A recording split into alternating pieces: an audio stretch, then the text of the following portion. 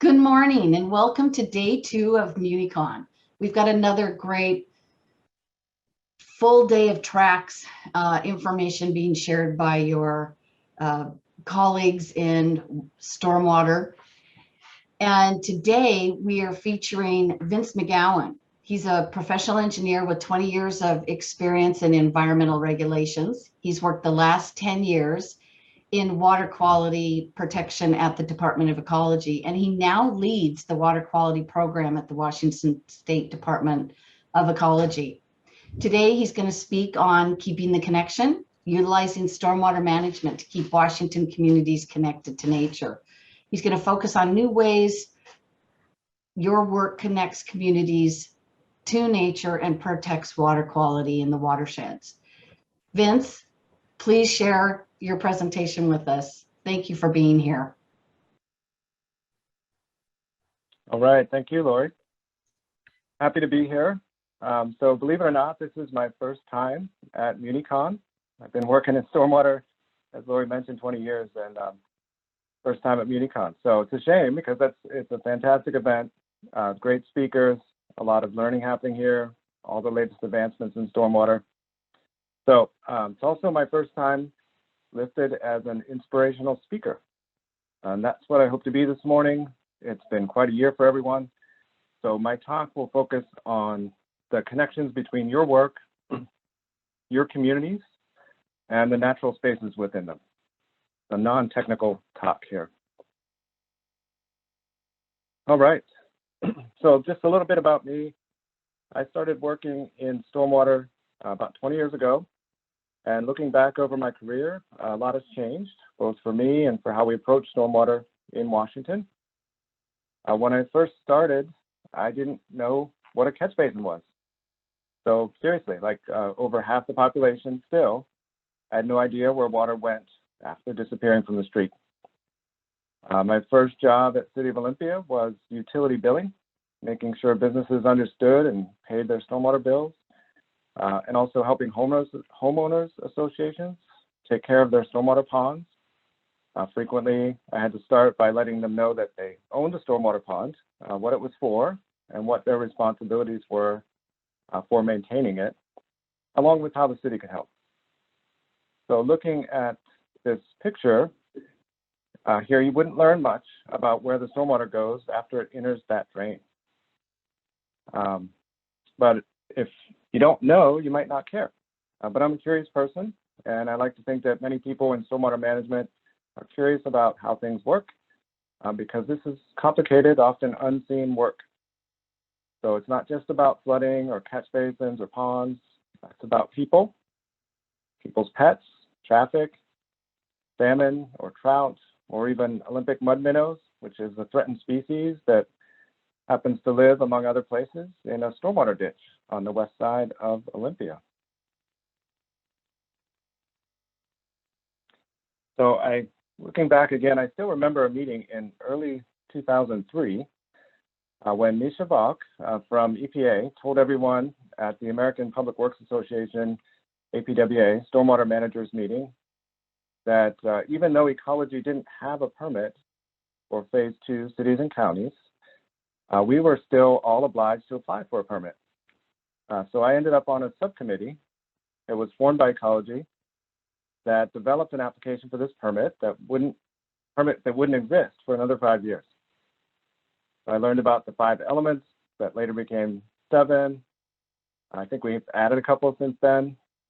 But at the core, education outreach, public involvement, illicit discharge detection and elimination, new and redevelopment requirements, operations and maintenance, they're really some foundational requirements for managing stormwater.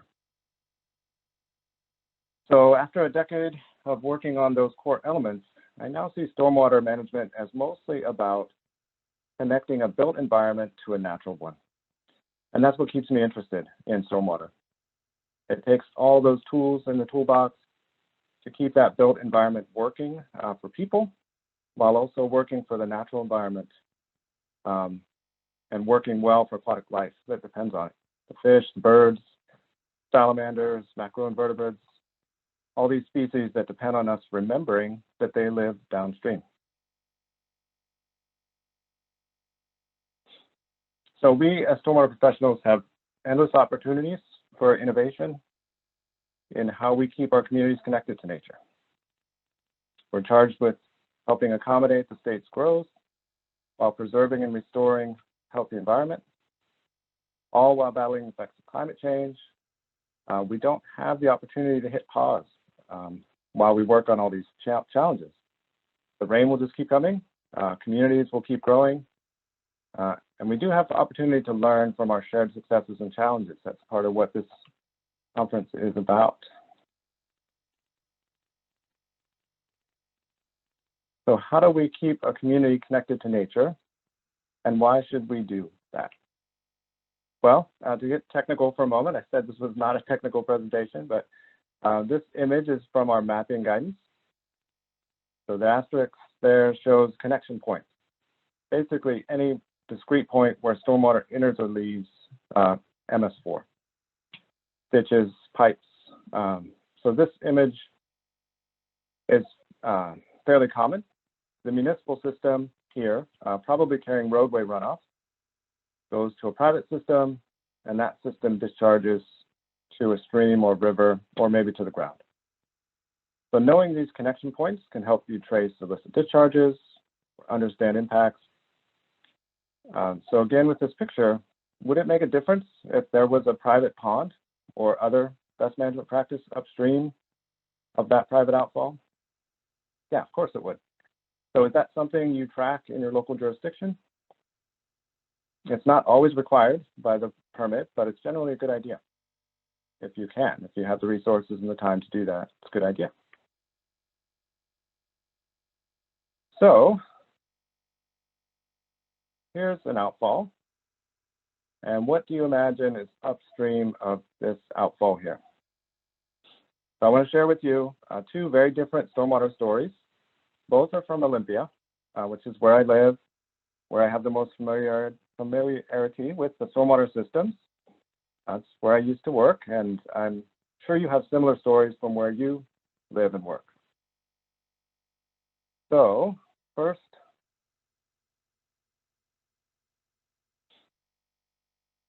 the first thing about this connection point is the city-owned outfall. It's in the west side of Olympia. So it's in a natural setting called Black Lake Meadows. So behind this outfall is actually somewhat of a meadow in late summer, but for much of the year, it's a broad and shallow constructed wetland with pools, channels, upland areas where birds find excellent habitat, and all the natural conditions you would expect. So next I would ask, can you guess what the upper watershed looks like? We'll start moving in that direction here. So as we follow the flow to find out what those headwaters look like, we first find this unique stormwater feature on the right here. That's actually an aqueduct for stormwater. Might be your first clue for those who are familiar with Olympia area. This aqueduct flows over Black Lake Ditch, which is shown here on the left. It's a healthy stream, actually connects Black Lake with Percival Creek, and then Capitol Lake, and then ultimately Puget Sound. So across that aqueduct there, you can kind of make out Black Lake Meadows in the winter, under about 2 feet of slow-moving water. If you could turn around from where I took this picture, you'd see two large stormwater ponds. First one pretty dirty, sediment is dark in color, and you can sometimes see a slight sheen. So flowing upstream from those ponds, this water makes its way under 6 lanes of I-5. It runs deep underground behind Olympia's only Trader Joe's, and then curves east a little to finally daylight in roadside ditches along one of Olympia's busiest streets, which is Cooper Point Road. So now we're really in the built environment. Here you see actually the parking lot of a stormwater facility that's also a park. So there's soccer fields here, baseball, softball. This is Yager Park. It's one of those facilities that truly works for both people and nature. About half the year, maybe a little more than half, it's a busy park, lots of activities for people. Besides the ball diamonds, there's skate park, but for another half of the year, it's underwater, like you see on the right there. Parking area gets a little damp over the winter. It's pretty common, actually, to spot ducks, great blue heron, and eagles in this area in the wintertime. So now, let's go to the mall. This is actually the headwaters of it's the highest part in the basin upstream of Black Lake Meadows, Black Lake Ditch, and that outfall that I started with. So this mall actually was part of a deal that the city struck with developers probably in the 80s. So developers got the whole lot. There's no stormwater detention, treatment anywhere on that lot. And Olympia got that park that I showed just a minute ago, and fee in lieu dollars to manage the stormwater as the area developed, not just the mall, but areas around the mall as well. So what are the stormwater management tools in use here? Not much in that upper watershed. You know, that's the mall there on the left. Really nothing going on there besides catch basins and conveyance. But then you have that park that floods in the winter, starts to slow that water down. There's an orifice at the outfall, or the outlet, meters that water into the conveyance I mentioned, one that runs behind Trader Joe's. So pipes and ditches all the way south of the freeway, and then it opens up into those two large ponds. Now for that first one, the one I mentioned was pretty dirty. One of my very first tasks at the city when I joined the city was contracting to have that sediment actually trucked to Lafarge up I-5 a little bit to be incinerated because it was really high in concentrations of PAHs and metals. So the pond after that is much nicer, two-stage pond there. I still wouldn't swim in it, but you know, the water's getting cleaner as it goes. Then you have that aqueduct that I mentioned, showed the picture of. It's a very unique stormwater feature, works quite well though. And then that broad, shallow wetland that provides really excellent flow control and treatment before discharging to Black Lake Ditch. Again, is shown here on the right. All right. So now moving on, one other example. So this second example of a connection starts really differently. This is Watershed Park. It's a 153-acre park, one of the largest spring basins in the region. And it used to be the city of Olympia's drinking water source up until the 50s. So it's now a really popular park. And there are two major creeks that flow from the Watershed Park area, Indian and Moxley Creeks. Moxley Creek starts right here in the Watershed Park. So moving downstream, Moxie Creek very quickly disappears, again, under I-5. And then it surfaces actually next to the city's maintenance shop, right behind their decant facility. Indian Creek also crosses the freeway a little to the east, and it daylights in front of a hotel for several hundred yards, shown here on the left. This was a big project for the city back in the 1990s. The idea was to bring that creek back to a more natural, healthy state. Looks like that sign is a little crooked, maybe some blackberry maintenance needed there. You know, but I'm sure that any resident fish in this area definitely prefer that habitat to the pipe that was there before. So after that stretch there, where Indian Creek is daylighted, those fish do have to go underground. So that control structure there is where Indian Creek ducks under Plum Street to join Moxley. So there's Moxley Creek. It's just on the other side of Plum Street, heading into downtown Olympia there. And on the right is a large bar grate. So you probably guessed it with the bar grate, all right? This is Moxley Creek, Moxley Indian Creek. It's under these downtown streets here. And you can actually, in the photo on the right there, you can see Olympia City Hall, the new City Hall up on the left.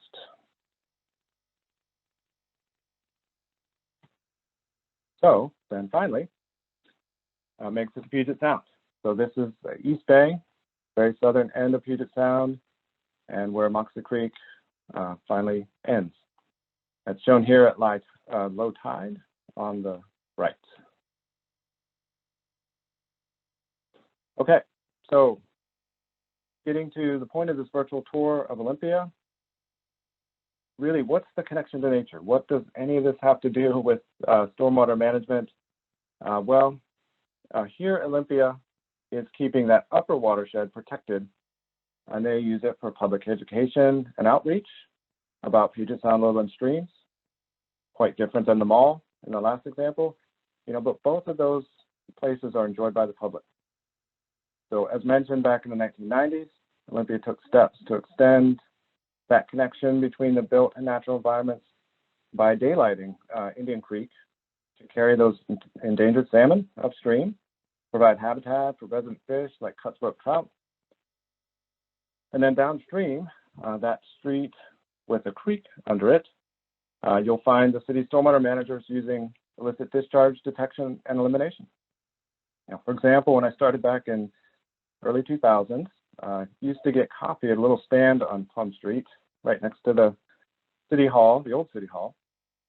So only after studying the maps as part of my job did I realize that the catch basin next to that stand, the one where everybody dumped their mug out before they got their next refill, went straight to Moxley Creek, just straight shot. No treatment, no mixing, just all that caffeine for the fish. So, we asked them to put up a marker on the catch basin, no dumping, drains to stream.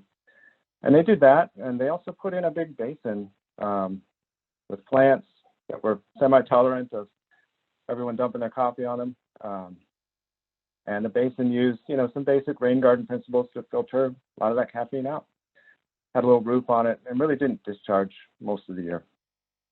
So that fix was relatively minor to what city staff found a few years prior, chasing down some high bacteria counts in Moxie Creek. They learned that the McDonald's on Plum Street was inadvertently plumbed straight to Moxie Creek.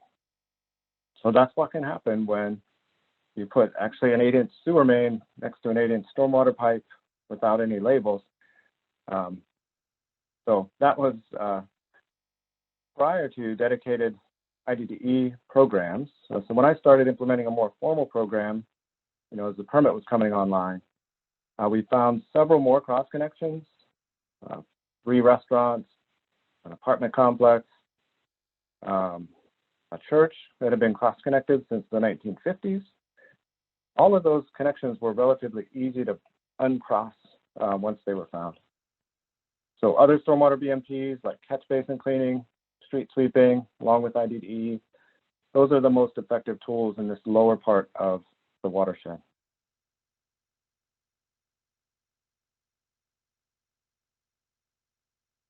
So, connecting your local conditions to stormwater management techniques is critical to achieve water quality results and community acceptance. I spoke about Olympia because that's where I live, and you saw 2 examples that were very different stormwater management techniques, where different techniques were called for in both cases. In all cases, it's about making it all work for the built environment and for the natural environment. And that really happens when you pay attention to where the 2 meet. So Eastern Washington communities have their own stormwater challenges. They've got arid climate, frigid winters, serious wind, clay soils, but they also have great infiltration. And they've been using that for stormwater management for many years. So it's always so interesting to me to see how stormwater BMPs take on a local flair. In Eastern Washington, you'll find non-vegetated swales and roadway retrofits to improve infiltration. I don't know where this swale here on the left goes, but I bet one of you does. Somebody in this room knows where that goes and why that's important.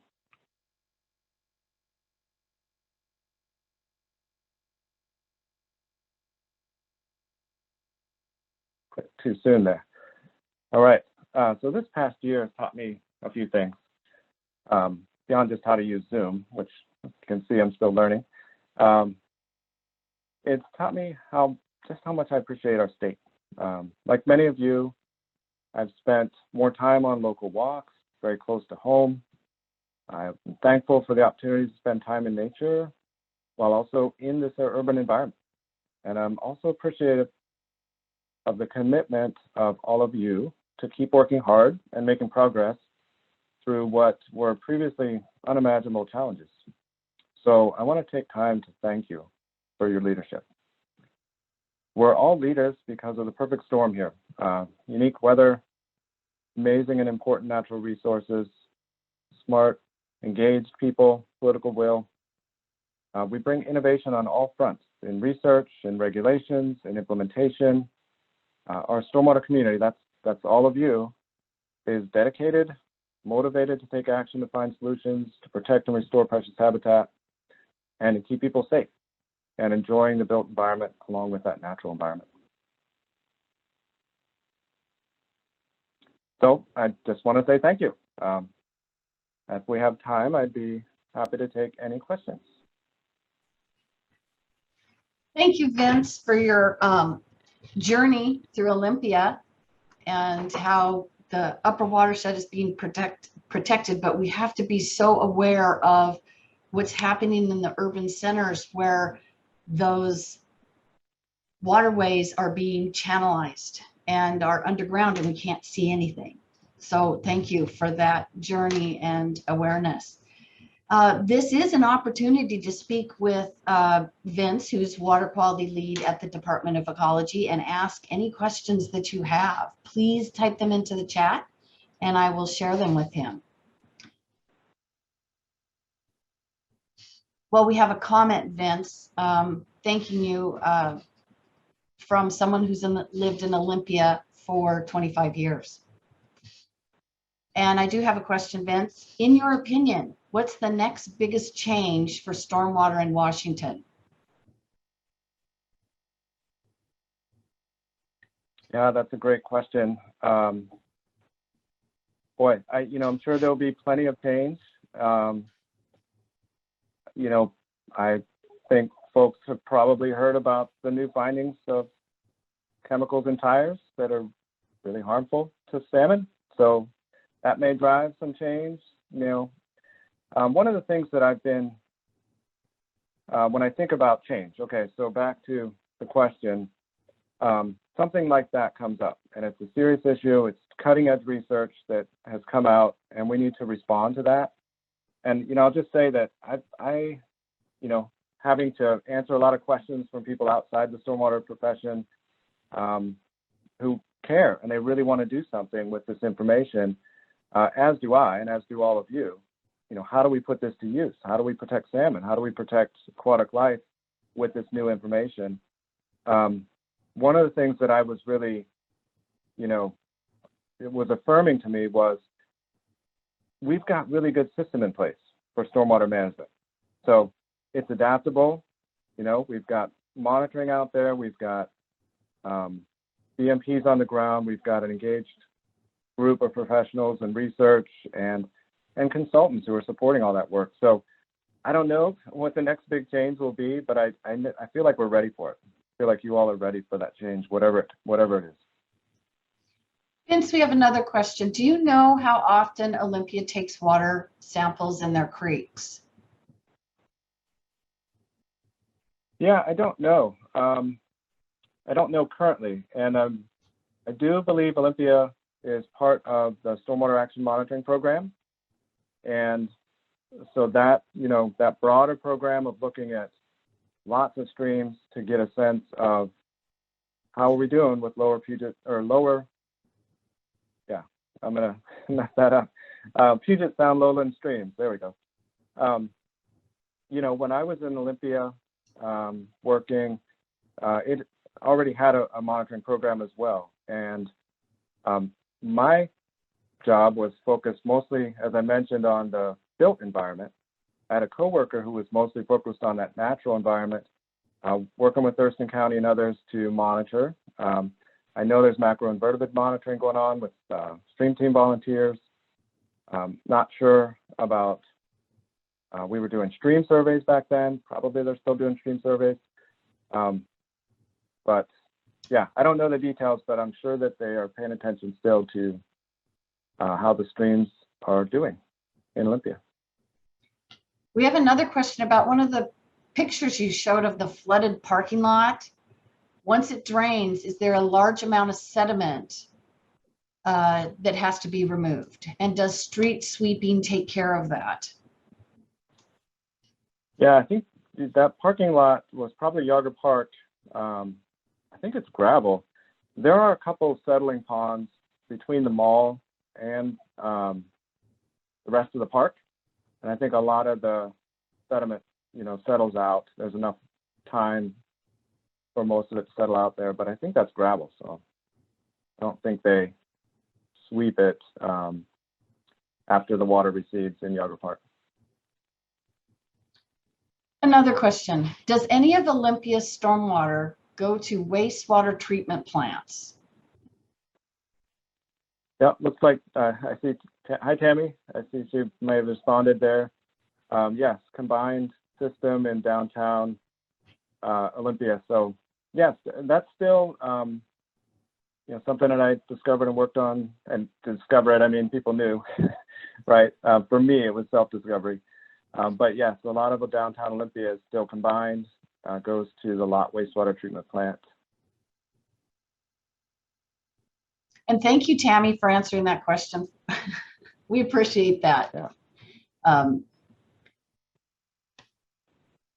Are there any other questions for Vince while you have access to him? He's a busy man and this is your opportunity. Or comments on his presentation? We really appreciate Vince taking the time to be here today, especially since it's his first time attending Municon, and this is the fourth one, Vince. Ecology, yeah, kind of helps fund it. Yeah, I don't know why I missed it so many years, but it's great to be here. Well, we're glad you are able to come. And if anyone has any other questions for Vince, his contact information is in the program. And we'd like to thank you all for attending and look forward to seeing all of the great peer-to-peer sharing. The municipalities that are sharing the great work they're doing in the watersheds today in the 3 tracks that we have. I want to thank you all for attending and thank you, Vince, for lessons learned and sharing that tour through Olympia. All right. Thank you. Thanks, everyone.